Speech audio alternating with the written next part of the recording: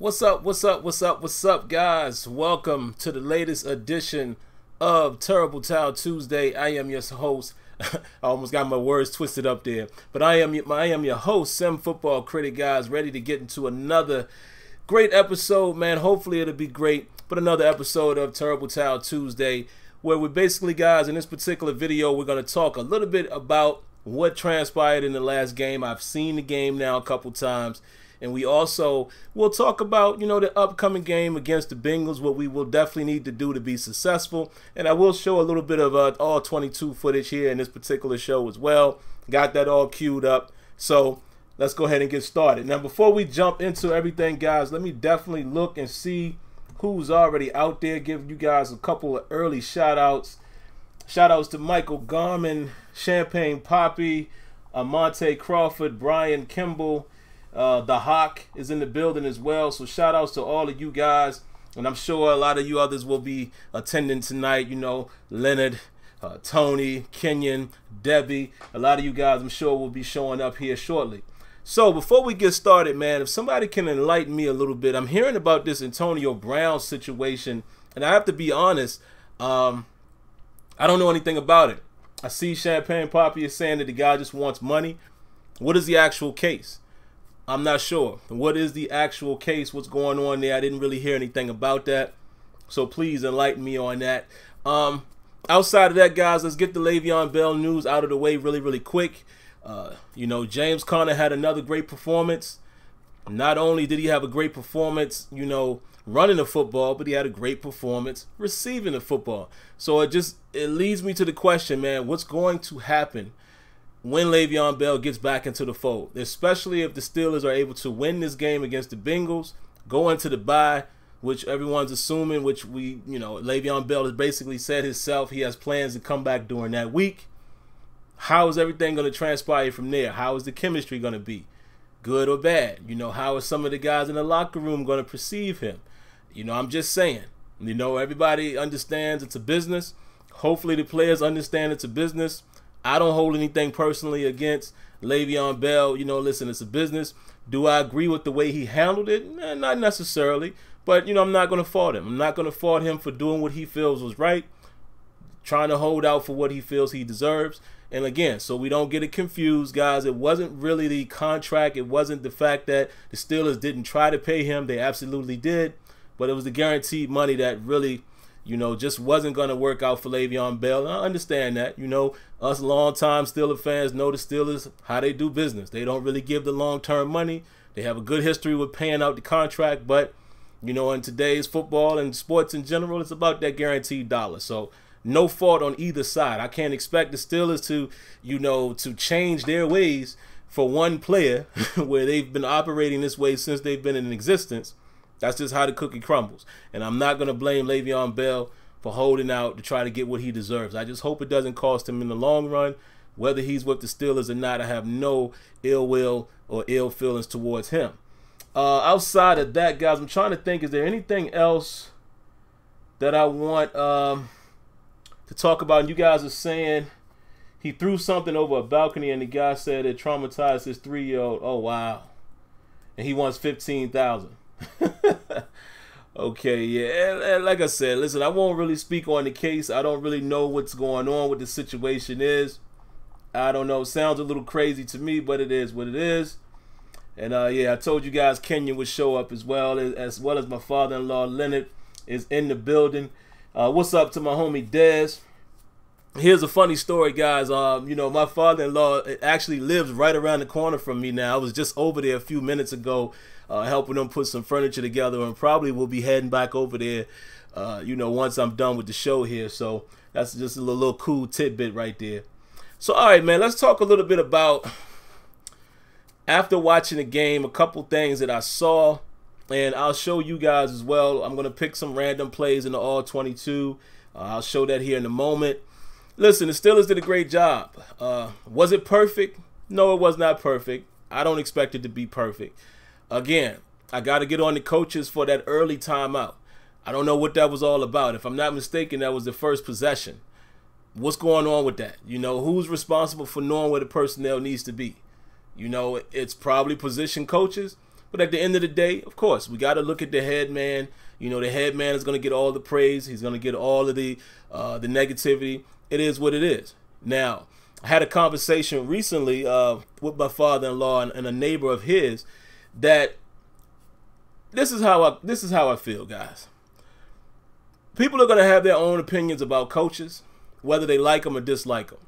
I'm not really going to go down that road, but I'm going to say this. Ain't really much we can do about it.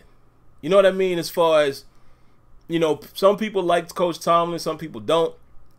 My personal feelings is I think he is a great coach in terms of everything that he encompasses.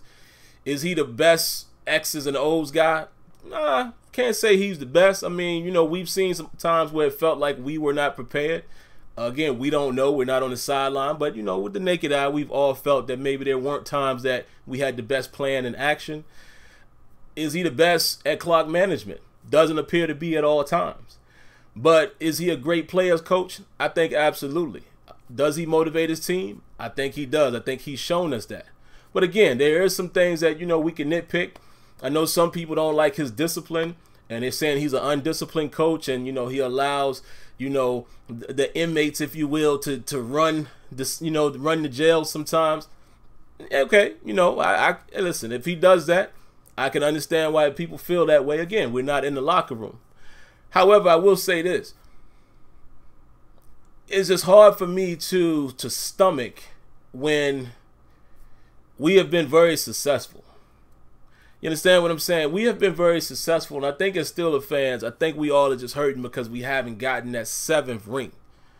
And, you know, I don't care who's in that position. And until we get that ring, it's going to be the same story. And I only say that to say this. Look at what Marvin Lewis is doing with the Bengals right now. Now, granted, let me be fair and say, as far as being fired from the current job you have, Marvin Lewis probably should have been gone a long time ago. You know, look at his record in the playoffs.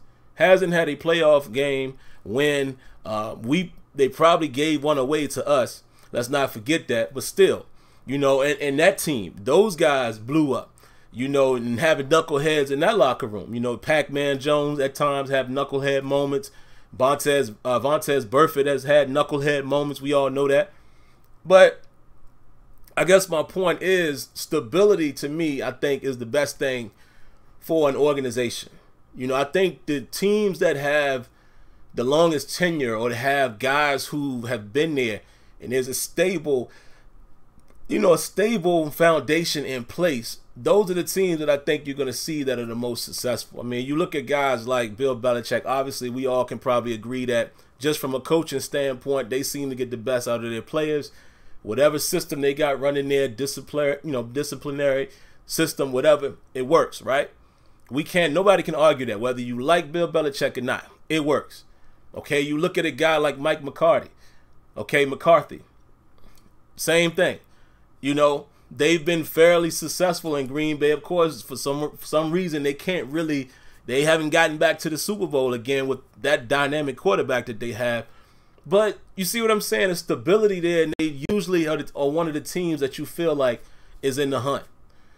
Pete Carroll. You know, Pete Carroll hasn't, you know, he rubbed some people the wrong way after that Super Bowl, not handing the ball off to Marshawn Lynch. But when they were good, it was something going on there, and that culture is built. You understand what I'm saying? And then again, you look at the Steelers. You look at the culture that Mike Tomlin has built there. We don't have to agree with everything, but we've been very successful, folks. We have. So I guess my question is, who is the replacement guy? I'm all for whatever coach is going to be the best for our team. That's what I'm all about. I'm not partial or I'm not biased to one coach. Do I like Mike Tomlin? Personally, yes, I do. I don't agree with everything that he does, but I like him as a coach. Just my personal preference, right? Just like I said, I like guys like Pete Carroll. I like those type of coaches. So whoever it is, I love Bill Cowher. That was my guy. But let's face it, Bill Cowher also had some times where he was not successful at all. You know, had some losing seasons. So I'm just saying, I'm just not ready to run down that road, man, when it comes to fire the head guy. You know, I think you should keep that stability there. Even, you know, my boy Dez is in here. We started hearing that about John Harbaugh. You know, they started saying fire him at one point when the Ravens went 5-11. Why? That man has been very successful as a Ravens coach. I just don't get that perspective where everybody just wants to fire. Nah, man. My personal opinion, keep everything stable, and then when the ship is completely sunk, then maybe you look for another regime to take over. But other than that, that's just how I feel. That's just my personal opinion. Now, talking about the game, man, again, I think we had a great game plan. After really looking at the game and looking at the film, we did a lot of man coverage in that game. We did a lot of blitzing in that game. Now, here's the thing. And somebody made this comment on Sunday night show after the game. Can't remember who it was. So if it was you, definitely, you know, acknowledge yourself in the chat so we can give you the proper respect. But somebody made the comment and say, Sim, you got to think about this. Mike Hilton didn't play against the Ravens, right? We can easily see that Mike Hilton is the guy that gets that defense going in terms of blitzing. The best blitzer we got. He might be the best all-around DB that we have because he's a very scrappy player as well when he's in coverage. He tackles fairly well, even though he missed some tackles early on in the season. And he's a blitzing dynamo. I mean, the way he comes off of that edge, he's screaming. So you got to respect him. And what did we see in this game against Matt Ryan, which arguably you could say a quarterback that could kill you more than a Joe Flacco with his surrounding cast, and we're willing to blitz him? So you might have had a great point, my man, who said that maybe that's why we didn't see the blitzing happening against the Ravens. And of course, a lot of us were saying, man, why didn't we blitz? You know, we were all saying, see, that's a coaching decision. But again, we don't know the ins and outs. Mike Hilton could very well have been that missing piece that didn't make them comfortable enough to blitz. You understand what I'm saying? Like the schemes that we usually blitz from involves a Mike Hilton, or sometimes involves the middle linebacker, as we saw LJ Fort get a sack as well. And we've seen Vince Williams get a sack as well.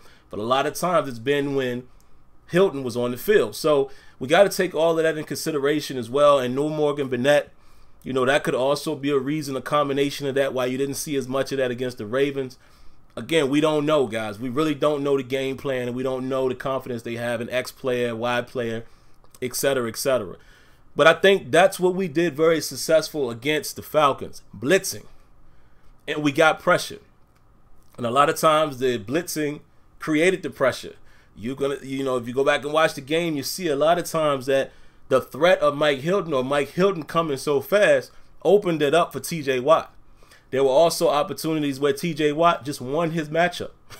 There was other opportunities where both TJ Watt and Bud Dupree was about to meet at the quarterback, that they both seemed to either beat their man, or sometimes Bud Dupree was unblocked. And one of those plays when Matt Ryan rolled out, boom, you're gonna go down. Bud Dupree, let's talk about him, because I gave him a little praise in the last video back on Sunday in the post-game show, but I hadn't seen the game. Obviously, you guys know why I was traveling, etc., etc. But after watching the game, yeah, man, Bud Dupree and those penalties. Listen, Bud Dupree is really, this is audition, man, time. Bud Dupree better step it up, because he has not been that premier pass rusher that we all thought he would be, and what the Steelers were hoping for him to be. But it's weird, because you look at him, and when you see him in action, you can't help but to say, I think this guy has potential. They just got to get it out of him. But he better hurry up and do it, because if TJ Watt keeps excelling, Bud Dupree is going to be left in the cold in terms of us really being concerned with his potential, and the Steelers will more than likely go elsewhere to find a replacement for him. Just imagine this. Excuse me. Imagine when Ola Adeni, right? When Adeni is healthy, and let's just say he gets some opportunity to play. Let's say he goes out there and get a few sacks and looking more dominant, or looking more, having more potential than Bud Dupree as far as rushing the passer. That's going to say a whole lot, because I have a feeling that just like we're using Anthony Chickillo, The Steelers, I think the blueprint will be that they're going to keep rotating guys. You are hearing that theme all the time, rotating guys, finding guys who can do this, who can do that. I think we're going to see the same thing happen with the outside linebacker. So let Adaney come in there, and he looks like he's being more disruptive, getting more pressure than Bud Dupree. That's going to be interesting. What else, guys? Offensive line did very, very well.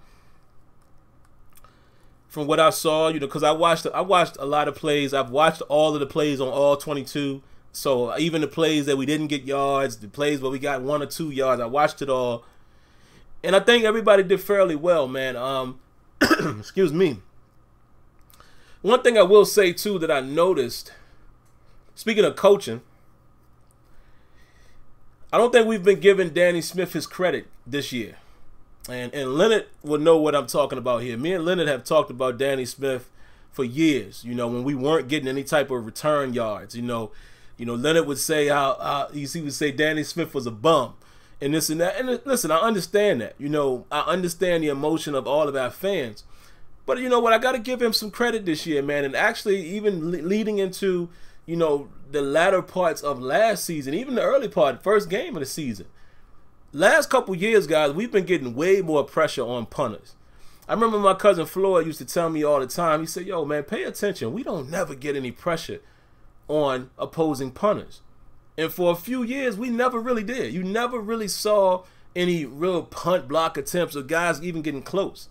Last couple years, and I don't know if it's because of the personnel, but the combination of Chicolo, Metakevich, and Rosie Nix, we've blocked a few punts here already in the last couple seasons. And you saw Rosie got one in this last game. So I'm going to give Danny Smith a little credit. Maybe it was the return man, because we're seeing Ryan Switzer having more success or looking more like a serviceable returner than the rest of those guys we had back there. Except for Juju's return for touchdown last year against Cleveland.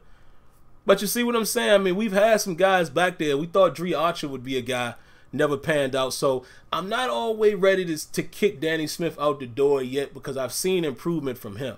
And I didn't even mean to go down this tangent, guys, but y'all know how we do when we talk Steelers. I'm all off the topic now, but let me just say that real quick, and we'll look at some plays. I still saw some plays that I didn't like.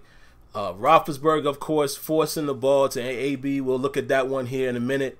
There were times where guys were open, and I just felt like he didn't go to the right guy. But again, when you're in the heat of the battle, it's easy for us to sit on the couch and say, oh, pass it to him. He might not have saw the guy. But, I'm a little concerned. Let me say this before we look at the plays. I'm a little concerned, guys, by Ben's slow starts and his inaccuracy at times. Now, granted, no quarterback is perfect. No quarterback is accurate all the time. But the consistency really scares me with Ben. I said this on Sunday's show, but let's say it again just for sake. I feel like one of these times him forcing the ball to AB or him not really scanning the field is going to cost us. We love Ben when he's playing backyard football. I don't know if Ben is the most cerebral quarterback. Tony has said that to me plenty of times. Me and him have talked about that, and I would have to agree. Ben Roethlisberger might not be what Peyton Manning was.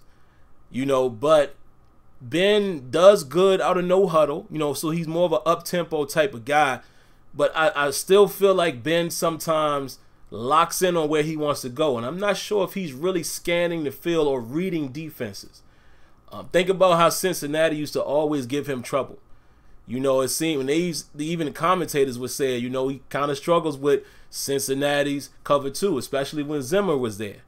So it just scares me a little bit, man, because backyard football is not always going to work. Sometimes you need that guy that can dissect and decipher what's going on. And speaking of accuracy, guys, I would be remiss to not mention, if you guys saw Drew Brees last night, this guy, man, I'm scared already because let's not forget we play the Saints. We're going to play the Saints, and our defense will have to be, listen, we can't miss a beat against Drew Brees. That dude will kill us. The last time we played them in 2014, Excuse me, I keep coughing. Right before Thanksgiving, I think it was November 13th, was at that game. My wife was at that game with me at Heinz Field, and we watched Drew Brees kill us. And I remember that day is when I said Ike Taylor is done. I knew Ike Taylor was done long before that, but seeing it in person, I mean, guys, it was times when Brees was throwing the ball and we literally was just watching it like this, like it was floating. And here somebody catches it, and Ike Taylor is yards behind him. That was tough to watch. So, excuse me, guys, I'm sorry about all the coughing and stuff. But watching Drew Brees, man, he hasn't missed a beat. He scares me already in terms of our defense. All right, so let's go ahead and take a look at a little bit of the All-22, man. Let me see if any of you guys had something to say really quick that I might could hit on before we get into it. What's up, Tony? I see Tony's in the building now. Ollie Howard says Danny Smith is actually, he said he's a high-level play designer. Okay. All right, so let's take a look at some of this All-22, shall we? Let me pull it up here. And I'm just going to go through a few of the random plays here, guys. I haven't really, deciphered which plays I want to show. Let's look at first quarter here. And we'll take a look at one of the big time runs by James Conner. Well, one of his passes. So let's take a look at this here. Hope you guys can see it good enough. So we're going to look at it here from this view first, and then, we're going to flip it around. So this is beautiful. Now look, I want to pause it right here. This was interesting to me when I looked at this on the All-22. Look at this. So as we look at the defense, I want you guys to pay attention to this defense right here. I'm not sure exactly. I'm guessing that they're running some type of hybrid cover 3 maybe, or maybe they're doing like a cover 3 drop. Because take a look at these guys, and this is pretty standard for cover 3. These two guys are going to run like your flat curl, your curl to flat, right? So pay attention to this, because we're going to see this play again, and I'm going to show you how Ben exposed it. But look at what happens here. Okay?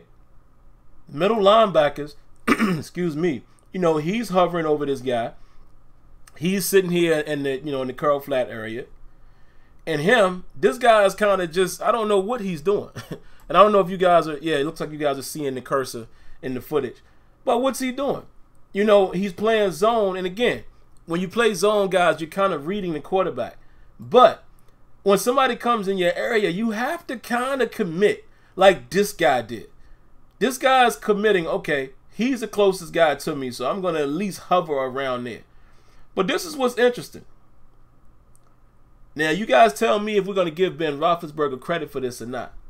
Both Jesse James and James Conner are open right now. Wide open. And Ben is looking in this direction. Okay? Question is, should he have gone to Conner or should he have gone to Vance McDonald?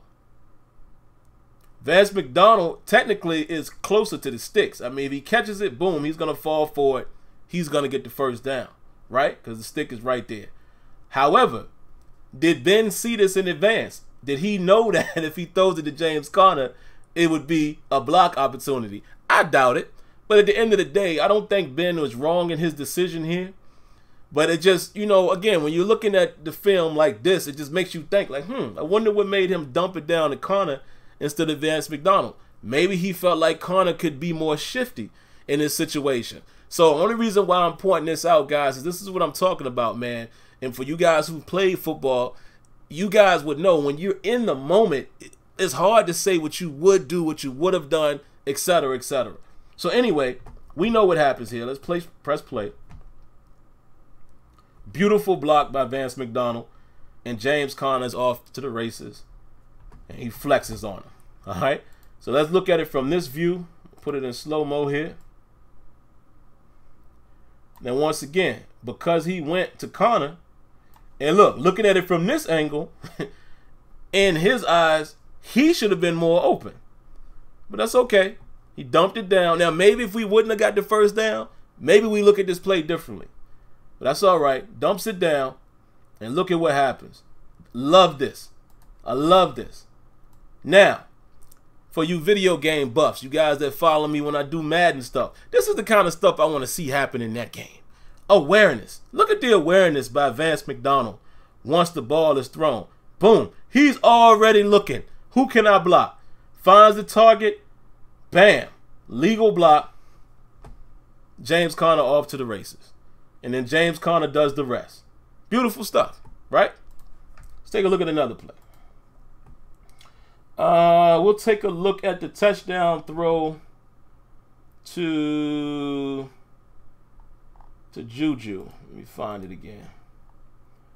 And remember I told you guys to pay attention to that defense, right? Here you're going to see it again. Exact same defense. Check it out.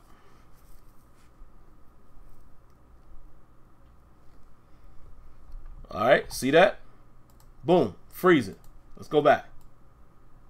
Exact same. However, this one looks like that True Font was gonna be man regardless. So it almost looks like regardless of whether the number one, which in this case AB is the number one receiver on this side, you know, 1, 2, and then again counting from this side 1, 2. And if that's Vance McDonald, this would be your third receiver on this side. So there's different rules that apply, guys. You know, with these guys here, number one goes vertical, you go vertical with him. A lot of times with these guys, you want to redirect if these guys are going vertical, or if they go short, you want to play this area. These guys, it depends on how they design their cover three. And again, this might not be. This could be a combination of something else. But again, it looks to me like a cover three. You know, this guy is pretty much you both want to kind of play sort of a, you know, you can kind of play a mid-read right in here depending on how they designed it. There's different coverages that you can do in here, you know, but they really just want to watch for anything coming across. You know, if there's a drag or, you know, an in route, anything, you know, fairly short, they want to look for the crosses. This is basically what they want to do. But look at what happens here. This almost looks like a match coverage by this linebacker. Take a look at this. Oops, let me put it in slow-mo. By this guy. That's match. He ain't in zone no more. He matched his. So, but again, all three of them went vertical. So depending on what they were playing, they could have been playing cover three match or pattern matching, where basically you void the rules for the most part, and you just go wherever this guy's going. They all go vertical, you go vertical, turn and run. Definitely looks like what this guy did. So pay attention to that. All right? These two guys, again, they are playing the flat curl, the curl to flat area right here. And this guy, hold on, let me do it again. This guy here. Both of them are playing that curl flat area, right? Boom, so they get in position. Now, in theory, Ben doesn't have anything right here with AB because of this zone. And this is exactly why you would run certain type of zone coverages. Boom, he's underneath that. Ben is looking that way. But you don't necessarily want to do that, as well as the safety is playing AB. That's your biggest threat in most cases. So boom, that's a tight window. This is covered. This guy is just there. He should have been looking for work, right? He should have been looking for work coming his way, which he's probably keeping his eye right here, you know, in case anybody comes, you know, comes here, or again, like I said, if there's a crosser. So I'm not really mad at what he did. Problem is right here. If this is your standard cover three, you got to reroute this guy. You have to. You can't let him just run straight down the field, because this becomes a vertical route. Very interesting route that he ran, though, because he didn't run straight up the field. You know, he came out, so it more so looks like probably like a slot fade is what it looks like, right? Boom. But it's not a slot fade because he came back inside. So he really ran a seam route, but he improvised, okay? So again, here's the vacancy right here. Boom. He's open. Look what his safety's looking. He's looking inside. And again, we've seen this happen to us as well, guys, even when Mike Mitchell was there. And I'm not advocating for Mike Mitchell, but we've seen this happen where a lot of times he's caught in a situation where you have to commit. Safeties have to commit. And it's 3 to 4 seconds. You have to make a decision. This is your biggest threat. You're going to look here. You don't see Juju going right behind you. Roethlisberger comes back to Juju. Look, boom. Now he's back on this side, looking to the left, wide open. And it's touchdown Steelers. Let me speed that up. Look at it from this angle. Ben might have been calling it out right there. So maybe he recognized the coverage. I don't know. But boom, look at how it looks here. Beautiful throw. Outstanding catch. Juju Smith-Schuster for 6. Beautiful stuff right there. Now let's go look in the second quarter. Because I want to look at the touchdown by Sanu. And then we'll look at the forced interception by Ben Roethlisberger. And then after that, we'll be done with this portion of it. But I want to show you guys what happened with the Sanu play. Because I know a couple of you guys said that, oh, you know, on Sunday's show, you guys said we messed up on that play. We blew a coverage or whatever. Let's look at it here in regular speed. Then we'll break it down. Boom. To the naked eye, looks like something went wrong, right? Let me show you what actually happened. Excuse me. Number one, I got to pick on Sean Davis right here. I have to. Look at the angle that he takes. Look at this. Look at this. Look at this. Look at this. Ole, ole, ole, ole. Come on, Sean Davis. Like, he's coming straight. Like, and again, listen, in the heat of the moment, I get it. But you can't come straight down like that. You got to at least strafe, you know, get in position. The ball is out. See, at this point, look. He's coming. Ball is thrown. So now you need, once the ball is in the air, anticipate where he's going. Now, one could say, if he goes too far here, maybe Sanu bounces it this way. And we still would be complaining. But I'm just trying to show you guys from a player standpoint, there's things that we can look at and critique. Boom, bad angle. But also what happened here, look at Bostic. Bostic gets sucked up by the play action. Take a look. Play action fake. This is why you run play action, folks. Look, both of them sucked up. Bostic out of position. No way he's going to get back there fast enough. Matt Ryan seen it the whole time. See that? Wide open. And like I said, Sean Davis doesn't take the best angle. Off to the races. But look at your boy Joe Hayden, though. Joe Hayden was walking a little bit. Look at him, look at him. Look, look, look, look, look. Joe still got a little speed on him. So let's look at it from this angle, guys. Let's see. All right, slow motion. Sucked in by the play action. That happens. Great play. Sanu off to the races. Here comes Sean Davis. Look, completely out of position. Look at that. And Mohamed Sanu is off to the races for 6 of them things. All right. Actually, I'm going to show a couple more plays. Because I got to give some love to Cam Hayward on that sack. So we'll show that one. But also, let's look at the... where's that interception at, man? Let me find it. It was in the second quarter, right? Should be right. Here we go. Let's look at Roethlisberger here. Oh, Ben. Sometimes you give me a culinary, man. Coronary. I said culinary. Look at this, man. Look at all of what's going on here. My brother, throw it away. Throw it away. Let's go back. Let me make sure I'm not wrong here. Look, it's 2nd and 7. You have another down. You have another down. Throw it away, son. Let me put this in slow-mo. Everything's covered. Look at this. There's nobody open. Run it. Either run it or throw it away. Because let's not forget, Roethlisberger made some great plays with his legs in the second half, if I'm not mistaken. So, why you ain't feeling froggy now? Run, get as much as you can. You know, you probably ain't going to get to the end zone. But, dog, there's nothing here. Why would you do this? Why? And look at where he's throwing it. Even if he was going to throw the ball, right? You might probably should have went here.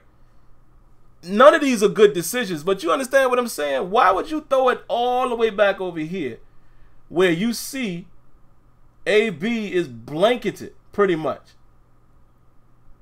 You know, I know what he's trying to do, but dog, you are getting hit. You going back. He's trying to make a play. Backyard football. You cannot do that. There's no need to force it on 2nd and 7. Get rid of the ball. Let's look at it from this angle. Let's see what he's seeing. And this is what we like about Ben right here. Pocket awareness. Okay. Great pocket, by the way. Good job by Big Al on Vic Beasley. Gets him completely out of the play. Pocket awareness. Now, Ben, take off. Get what you can get or just get rid of the ball. Look at this. See, we couldn't see this from the TV angle. If you want to make a wild throw, Juju right there. Juju's right there. And this is, who is that? This is a defensive lineman in coverage, folks. I didn't see this the first time I watched this. There's your throw right there. Feet planted, boom. Throw it to Juju. This is a defensive tackle. Folks, Juju is open.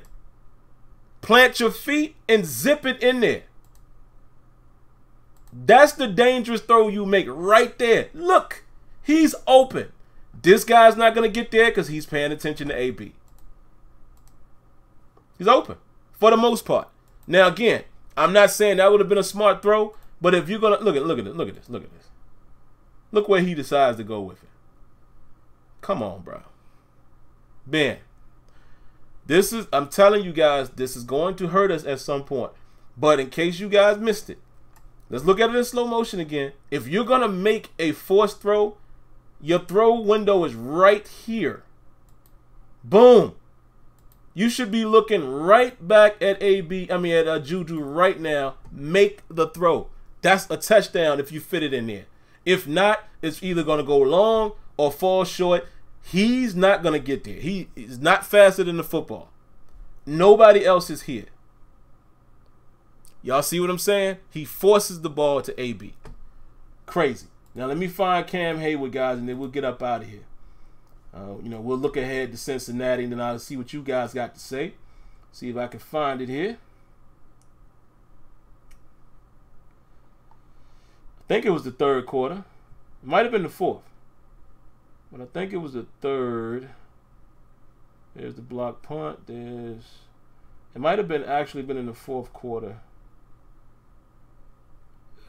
Let's see. I'm looking at all of the Atlanta possessions here. Chicolo. Might have been in the fourth. Let's try the fourth quarter.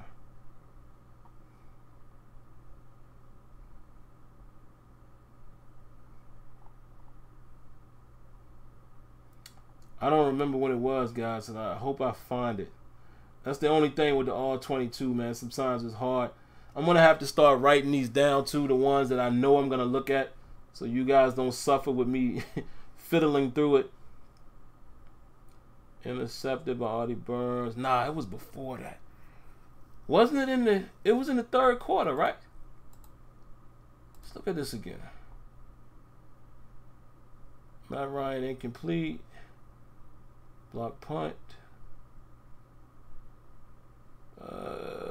Medikevich. I can't find it. It might have been in the second quarter, so I'll look there. Oh, you know what? I know how I can find it. I know what side of the field Okay, so that's the third. Okay, it had to be the second. It had to be the second or the fourth. That's the TJ Watt sack. Hold on. It had to be the second or the fourth because they were on this side of the field. Y'all bear with me, man. Give me a second.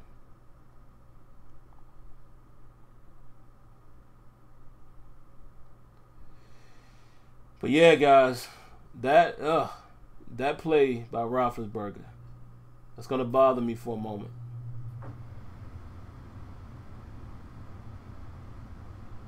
I don't see it, guys. Don't see it. Let me try the fourth one more time, man. If I don't see it, oh well. Let me make sure. Yeah, it was when they was on this end of the field. I do remember that.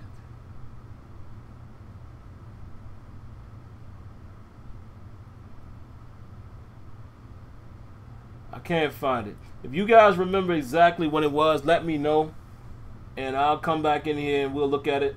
But I don't want to hold you guys up, man. I cannot find it. Here's the fumbled one, and that was in the fourth. It had to be in the second quarter, man. Had to be. Had to be in the second quarter.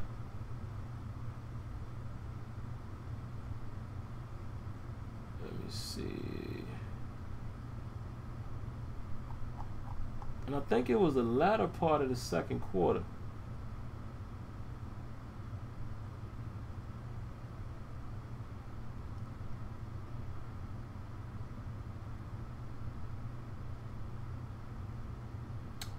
I don't see it, man.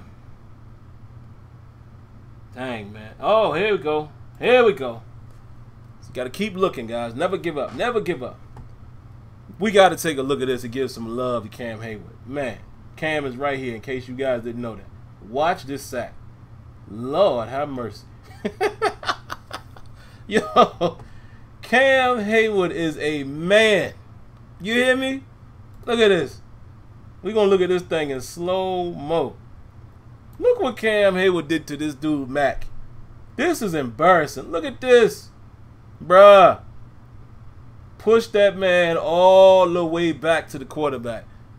Leonard, do you love that one? Because I know Leonard always says, man, we don't get no pressure up the middle. That's what Leonard is talking about right there. That's what we need from the big boys. Beautiful stuff. One more time. One more time, guys, and then we'll talk a little Cincinnati. Then I'll see what you guys got, and then we up out of here. But look at this. Wow. Now, here's the funny thing. What is this guy doing? Him. There's nobody coming. I mean, can't you feel your boy getting pushed back? You know, he's so worried about Bud Dupree. But again, heat of the moment, you never know what he's looking at. All right, so let's get up out of here with that one. So there you go, guys. I hope you guys enjoyed it, man. You know, some all 22 footage. I'll come back and see what you guys are saying about it here in a moment. But looking ahead at Cincinnati, I'm going to be very, very brief with that. Listen, man, we're going to really have to follow the same blueprint. We need to stop the run. I know Giovanni Bernard has been turning it up for him, but he's out. He won't be playing in the game. It's just to be, you know, it'll be the Joe Mixon show. We got to corral Joe Mixon. And I feel like that even though Cincinnati has been playing great, I mean, they can't be a worse threat than what Matt Ryan and that, you know, that supporting cast was. Of course, they got A.J. Green. I get all of that. Tyler Boyd is coming off, doing some better things. Eifert is out. And, you know, I can't remember who else they really got in the receiving core. But what I'm saying is they can't be more formidable than Julio Jones, Mohamed Sanu, Calvin Ridley, Devontae Freeman, Tevin Coleman, and that other guy, E2 Smith or whatever his name is. Cincinnati's offense from top to bottom is not scarier than that. So I think we need to go into this game with the same game plan. Okay? I noticed that Joe Hayden was following around Julio Jones, and I'm not just, you know, I'm not saying that that's always the best thing to get him on the #1 receiver. Probably is, though, because he's playing better than Artie. But if we go in there with the same game plan, man, blitz, Get Andy Dalton off his spot. Dalton does not like that blitz in his face. You know, he's one of those quarterbacks that can't do that well against the blitz. Some guys do. And I think we could be successful. Now, the defense of the Cincinnati Bengals is going to be a little tougher, even though Cincinnati has been giving up a lot of points as well. I just think the pieces that they have on the field could give us more problem, even though their defense has been getting torched also. But we got to watch Geno Atkins in the middle, and we definitely got to watch Carlos Dunlap. And, you know, whether you like him or not, Vontaze Burfict, man, you know, he's a solid player when he got his head on straight. But again, I think if we could play that same style of defense, variants of, you know, blitzing, some man coverage, zone from time to time, I think we'll be okay. You know, it's going to be tough. I won't be surprised if we go in there and lose. I won't. It's in Cincinnati. Cincinnati's playing great. They might not be the same old Bengals that we're used to. But, again, I feel like if we can have the same type of defensive effort, we may not score as many points against the Bengals, but I think if we can produce that same type of effort, I could easily see a 21-17 type of game, or, you know, a 28-20 or something like that. I could see that. Very possible. Like I said, the Bengals defense has been giving up points. We should be able to put some points up, but it's going to come down to us being able to corral their offense. If we can do that, maybe they'll win, and it would be a great win. If they can go into that bye 3-2-1, everything starts to change again, because now you got the top dogs with losses in the division. The Browns beat the Ravens, gave them a loss, okay? And then you would have the Bengals with the loss on the hands of the Steelers. So that makes the division an even playing field once again, because, you know, after the bye week, guys, I mean, we start getting into it. You know, we got Cleveland again and the Ravens. And then we start facing some more, you know, threats, you know, passing quarterbacks and such, and, you know, a tough defense in Carolina and things like that. So it's going to ramp up after the bye week. So if we can get in there 3-2-1, it's not the start everybody wanted, but listen, it evens the playing field once again in the division. If we can do that, we should be okay. All right, guys, so let me see what you guys got to say, man. Let's get up out of here. Spend a few moments with you guys to see what y'all got. And then we'll be up out of here. Tony says he's going to have to come up and watch the game with us. Yes, Tony, you definitely got to, man. We got to make that happen. I really would like to get to Heinz Field with you, you know, because you haven't been. I definitely want to experience that with you.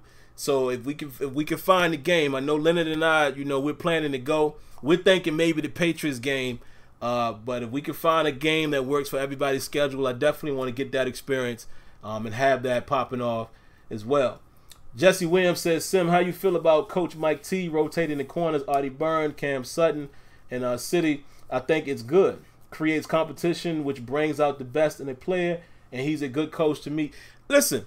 And you know what, Jesse? That's a good point. See, those are the things that can't go unnoticed. Again, like I said, we can't expect to agree with everything the man does. None of us do. But we have to give credit to things like that. And I think you're right. I think doing this rotation has worked so far.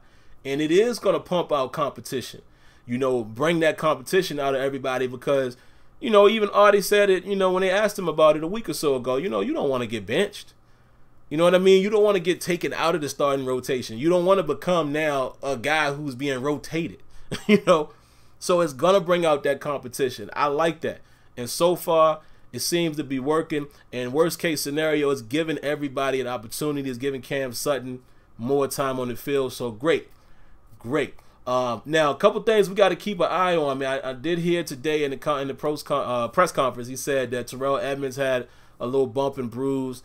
So in the game, there was a couple other injuries he mentioned, and I can't remember. One of them I wasn't aware of, but we're gonna have to keep. Oh, L.J. Fort. L.J. Fort got nicked up a little bit, so we have to keep our eyes on that. And let me talk about that for a moment. Listen, L.J. Fort is a guy that I've always thought does some good things, does some bad things. I'm not opposed, man, to having LJ Fort play a little more when we go sub package or go dime or whatever, even if it's just the blitz, because of his quickness. You know, he's athletic. Maybe even when Vince Williams comes back, I might prefer to have a guy like that if we're against a passing team. So it's going to be interesting, man, that now that Fort had a good game, is he going to be in the mix more? Why not rotate those guys, like Tomlin said, to keep people fresh? Why not? Let's play as many people as we can, because we might be that kind of defense where everybody needs to contribute, where you can't just lock in on one player or one package. But why not? You know, I'm not saying LJ Fort is the savior. I'm just saying he had a good game. Hey, Dirty Red had some good tackles in that game. Dirty Red was making some tackles out there outside of his special teams tackles. So, hey, I'm not opposed to keeping rotating people, man. Frank V says, we're hurting because we see the wasted opportunities with the Killer Bees. We're mad because we didn't go all in this year. We could have drafted better and signed better free agents. Got a good point there, Frank V. But again, the only thing I could say to counter that, we know the Steelers ain't. What free agents are they going to sign? I'm talking about the Steelers organization. We know how they do business, so that won't really happen unless they start changing the philosophy. Haven't really seen them do it. Yes, I have seen Colbert make some additional, do some things outside the norm, like when they got Hayden. They've seemed to want to throw a little more money out there, like when they brought in Hightower. But we know that the Steelers traditionally don't go after the splash free agent, so that didn't surprise me. And as far as the draft, man, I really think that I almost have to believe what Kevin Colbert said as far as the depth at inside linebacker and or outside linebacker. But I personally would have felt better if we would have at least took a chance on somebody in the draft. It was disappointing to see that we didn't draft anybody in that area. And, we did get Bostic, which, guys, let's give Bostic credit. Bostic has played well. Has he played well in pass coverage? No. That ain't his strong suit. So we got to find ways to not get him in that situation. But Bostic has played fairly well. I don't have a lot of complaints about John Bostic on the field when it's a run. He's played fairly decent. So I agree with you, but again, we always got to play devil's advocate and just look at it from the other side. My man Kenya says we have to rotate corners because we have no true number one corner. Amen to that. Fully agree. Johan Miyazai says Steelers fans get ready for the most physical game of the year versus the Bengals. Yeah, you're right. I would fully agree with that. Let's see. Frank says Colbert and the Rooneys are the problem, not Tomlin. And then I see Leonard said you might be right. This is what I say all the time, man. Again, listen, I'm not here to wave pom-poms for Coach Tomlin. I don't do that. I just don't think he's a bad coach. We could have our gripes, but hey, you're going to have your gripes with everybody. I just don't think he deserves to be fired. We might very well have to look at the GM as far as the talent, those who are scouting the talent, and the decision makers. And, when you look at the Rooney. So there you have it. It might be that. You never know. Let's see what else y'all got, man. We're going to be done here in just a second. Steeler Card says Sean Davis is so underrated. He's having a great season. Sean Davis is playing pretty well. I don't know if I could say underrated, though. I don't think Sean Davis is outperforming my expectation. So that's the only reason why I can't give him the underrated tag. But Sean Davis is quietly playing pretty well. And again, even though I showed the play where he missed the tackle or whatever, it happens, guys. I'm just analyzing. I just do it play by play. That doesn't mean he's a trash or anything like that. I was just simply showing you, oh, he took a bad angle here. It happens. But you might be right. I think Sean Davis is underrated to a degree. But, I would pump the brakes, me personally, on saying overall underrated because he hasn't blown me away yet with expectations. But I will throw him some bail. The guy is playing totally another position. As much as people don't think that matters, it does. He started out, we had him playing in the nickel, and then threw him in strong safety. Last year, he finally was the starter at strong safety. And then this year, we got him playing free safety. So we got to give him shoot him a little bail there. Let's see what else y'all got. The Hawk says, I will say this about Dupree. He is trying, and you can tell. I'm not saying he's doing great. I'm just saying he's putting forth effort unlike Jarvis. Fully agree. You know what? I got a round of applause that one.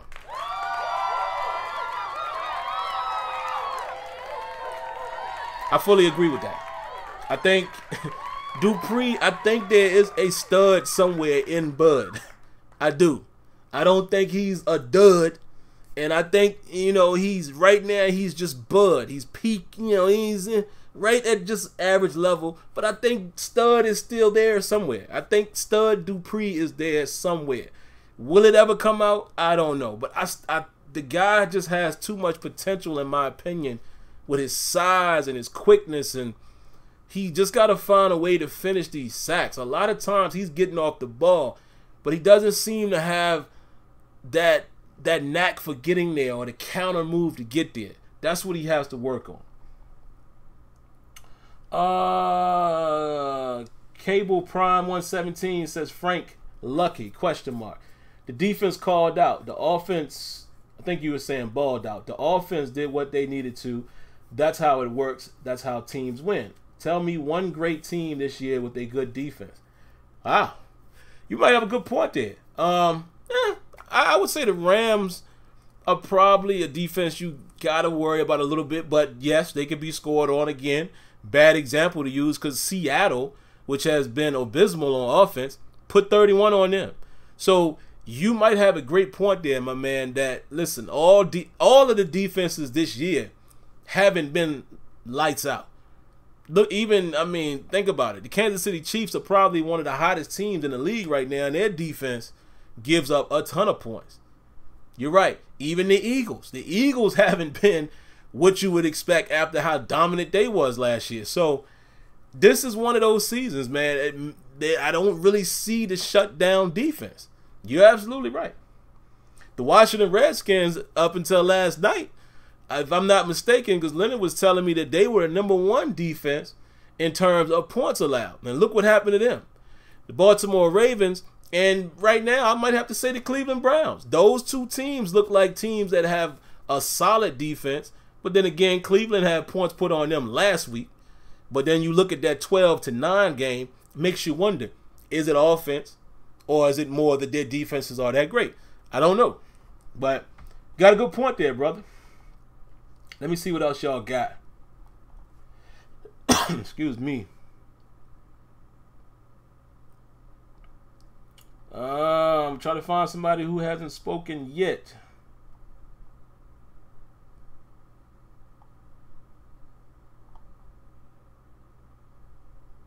Yeah, you're right. The Bears look pretty good defensively. I will agree to that.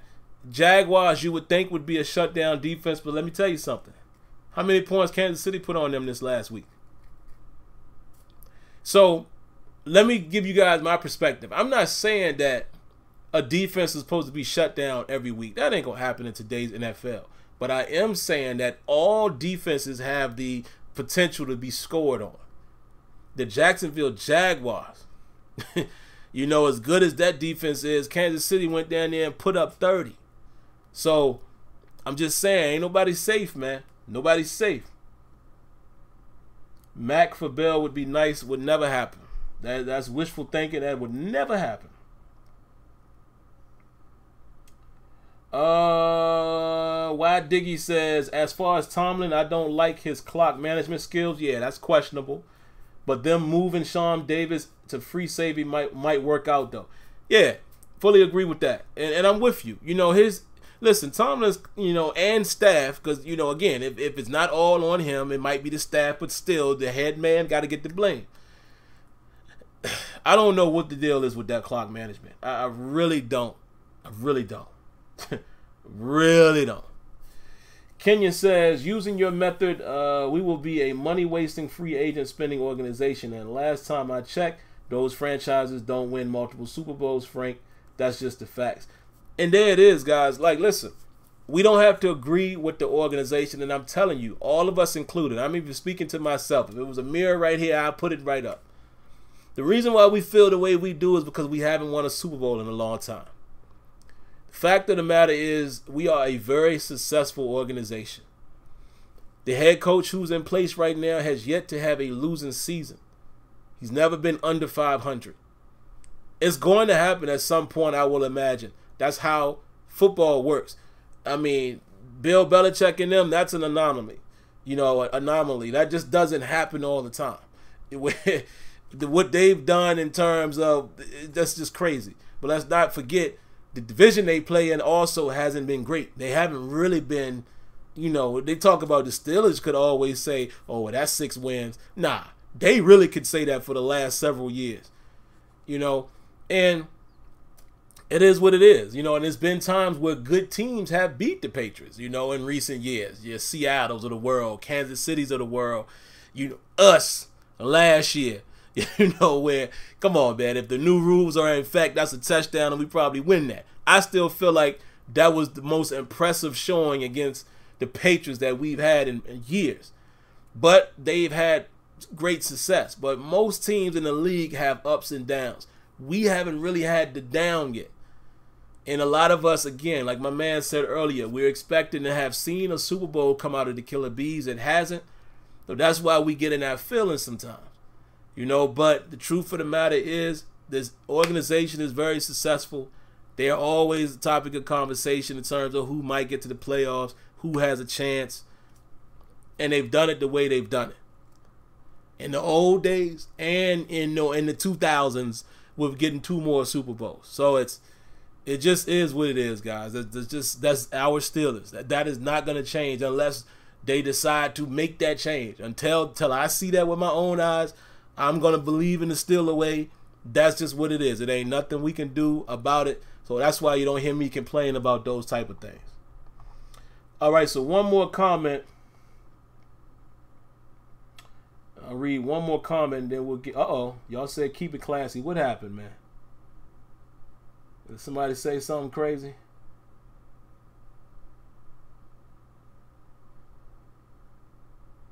Yeah, Frank V, chill out, man. We don't need all of that. Let me tell you something. This is going to be a place where we all can have respectful dialogue, okay? We don't have to agree. What I won't tolerate in this forum is name calling, going at each other, things like that, excessive cursing. We're not doing that here, okay? And since, this is my forum, it's my responsibility to address that. We don't need to do that. You guys, you just have a difference of opinion. That's it. There's no need to get upset or get in feelings or call people out of their name. No, we don't need none of that. You just having dialogue. You don't have to agree. You just having dialogue. We are all Steelers fans, and let's keep it like that. Let's keep it very classy and peaceful here. All right, so the last comment I will read, guys, will be from Steelers Spartan. He says, we need to get a teach more press hand-to-hand combat CB secondary. Fully agree. NFL went out and systematically took apart our ability to zone blitz and rely on the fear of the big hit over the middle. You might have an excellent point there. Speaking of that, let me show y'all something. See, you guys always remind me of something. Let's bring up the All-22 once again. I want to show y'all a play. The T.J. Watt, not T.J. Watt, but the L.J. Fort sack. I want to show you something that was very interesting to me. I know Kenyon will probably enjoy this. Because, Kenyon is into, football. And he knows football in and out. So he's probably going to get a kick out of this right here. Let's look at this play, guys. And we'll end with this. Let's look at it regular speed first. And I'm going to show you something that I thought was very interesting.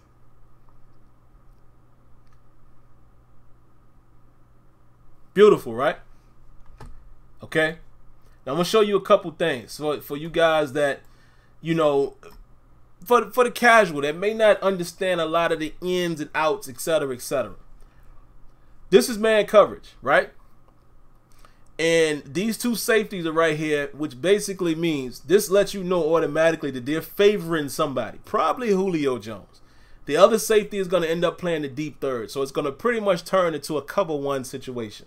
Man across the board in cover one, you're going to have this guy play the deep, okay? One single high safety, especially against a trip set. Most of your threats are here. This could be a threat as well, which in most cases depending on who's blitzing and who's not, you're gonna wait for a moment. There's different terminology of how you describe this, but you pretty much, you check. It's a basic check. This guy goes out, whoever's supposed to happen will take him man. The other guy might be coming on a delayed blitz. Now, in this scenario, they both delayed. Take a look at this. So I don't know if one blitz was by design, and I don't know who was supposed to carry him. Probably this guy, I'm guessing. He's probably assigned to the running back, and I think we were sending LJ Fort on a blitz regardless, because look at how he steps up. Here he comes, right? Now, you could tell, see, they both checked. So, as soon as they saw, and again, I think it might have been a delayed blitz, but as soon as they read that he's blocking, Tevin Coleman, here they come. And there's an immediate void. Look at that. Meeting at the quarterback, right? Bam. Now, let me show you something else. Look at this. We pressing. We're doing press coverage with Mike Hilton. Didn't I tell y'all that was my guy? He's scrappy. They pressing Mohamed Sanu, look, with Hilton. But he backs off of it. I don't know what this was. Some type of delayed out route? That's interesting. I've never seen, I may have seen it before, but this was a very interesting route. But the fact that we are pressing with our little guy, love it. We're pressing in the slot. Now, some people would say, why would you press in the slot? Well, because Julio is bracketed. Okay? We got, who is this? Who's that? 25. Yeah, we got Artie Burns is playing head up over Julio. We got Joe Hayden on the outside, and we're going to use Terrell Edmonds to bracket. Bracket coverage on Julio. Okay? Julio's covered. Ain't much going to happen here unless Julio is able to break here and Ryan has enough time to throw it to him. Also, here's the reason why the blitz must get home. And Leonard, me and you talk about this during the game, because I'll tell you guys, like, Leonard is a fan of blitzing. Leonard wants to blitz every play. But let me show you why you don't blitz every play. If the blitz don't get home, look at this. Let's say he's still standing. Look at all this grass. He is wide open. Once again, not picking on Sean Davis, but look, Sean Davis is probably assuming that this guy is going to continue to carry this way. Again, you have to make these quick decisions when you play football. But Ridley actually runs a post, or I guess a crosser. I guess you would call that, because he's not necessarily going to the post. It's a crossing route. So it turns Sean Davis. So if he's able to get this pass off, that might be 6 of them things. But the reason why he couldn't get the pass off, they didn't pick up this blitz very well. Vacancy, and there's a meeting at the quarterback. And he is looking at Julio Jones. Well, he's looking this way. All the receivers are over here, so you don't know where he's going with it.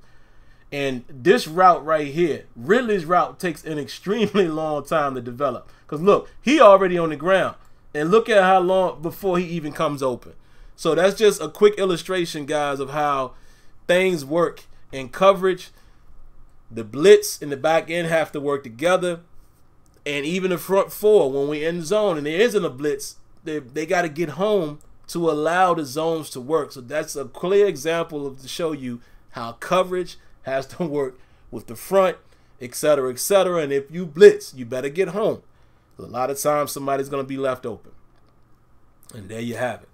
So, all right, guys, I definitely thoroughly enjoyed it, man. I look forward to this every single week. We always go way over time, but it is what it is. When you're talking Steelers, you're having fun, man. So, appreciate you guys coming through. One thing I need you guys to do for me, please, please, please, guys, hit the like button, man. That helps me out tremendously. Hit that like button and share the stream. Share this stream, man, with other Steelers fans alike, your buddies, your friends, whatever. I want this thing to grow. I'll be open and honest with you guys.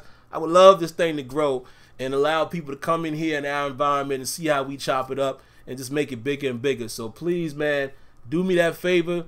Don't forget to hit the like button, share the stream with somebody, and subscribe to the channel if you haven't. All right?